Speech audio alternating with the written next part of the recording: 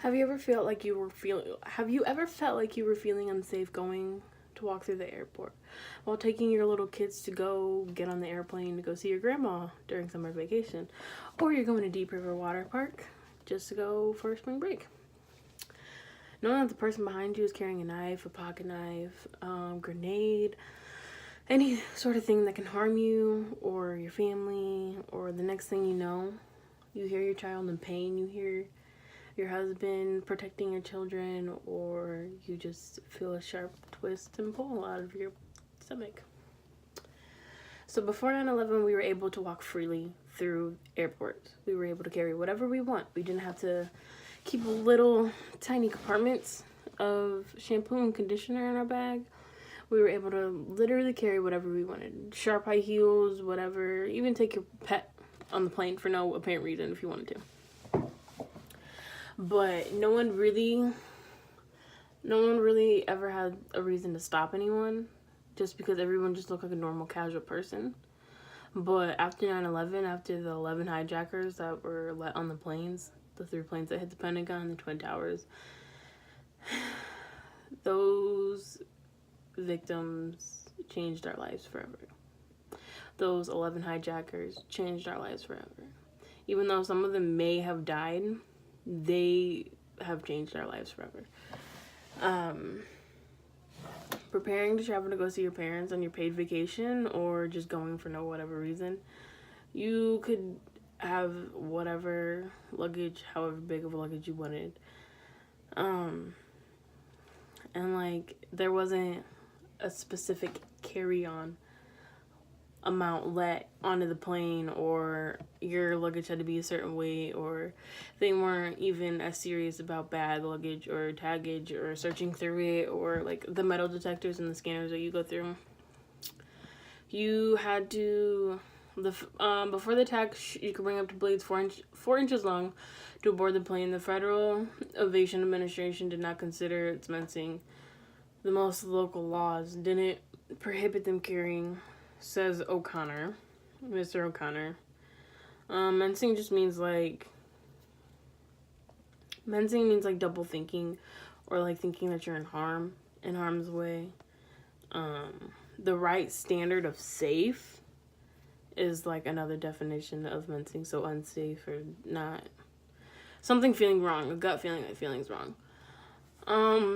Some way that the TSA and things have changed for me that I've seen in most articles that I've read, like the one about the TSA specifically posted that you have to take your shoes off, and not just your shoes, you have to take your socks off as well. And then you also have to take like everything out of your purse, and you have to take everything out of your shirt, and like if you're wearing a double layered shirt, you have to take that off too.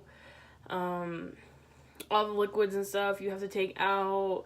And now actually they have like very intense secure scanners for your bags, just to know if, like, say you had a cat in there, obviously they're gonna know it's gonna be unsuspicious substance in your bag. Like when you arrive, before you could just go through security, they would check your passport and check your ticket, and you would be able to get on the plane.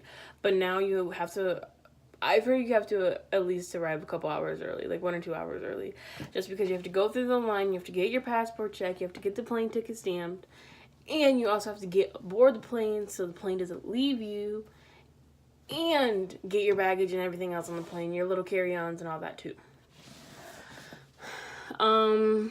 The way that 9/11 has changed us in the TSA security, like the security foreign policies, and how like I feel safer and how we should all feel safer, is just because if we didn't have all these things that were going on, and all these things that were put in this place to keep your children safe, or your dog safe, or your grandma or whoever safe, there would be thousands and thousands of more lives lost.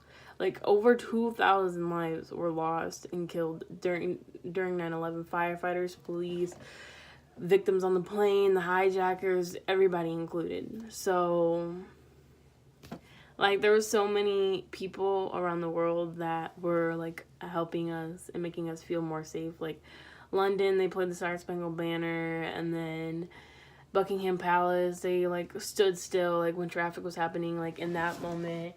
And then Lee beyond read a headline saying that like we're all Americans and supporting America to feel safer and all that, excuse me. But you also have to think about, if we keep all of these in place, then that's going to take 10 times more time out of our day. And then like taking more time off than you need in order to go on a paid vacation, or more time that you don't need. Like, you can go to work and do a half day and still have a whole bunch of stuff that you don't need to do, or a whole bunch of stuff or that is just unnecessary. Just most things is like gun control and the baggage and stuff. I feel safer. Like everything that we do and everything that we've been putting into place is safer for all of us. And I feel like everybody should feel that way. I'm like, 2,500 lives were lost. And like 19 other people's choices. That's what you have to think about. The person next to you could be the one holding the knife that's going to end your life in the next 20 seconds. Our policies that we have been putting in place, and the laws that we've been changing, and the laws that we've been updating only makes us safer, and only makes us feel like we are better at what we're doing. For me, I feel 10 times safer. But 9/11 has changed us in foreign policies, security policies, TSA, more law enforcement, schools, all of that. So I feel safer. I hope you feel safer. I feel like TSA is doing the right thing. I feel like the law enforcement's doing the right thing. I feel like we are all doing the right thing as coming together as a country.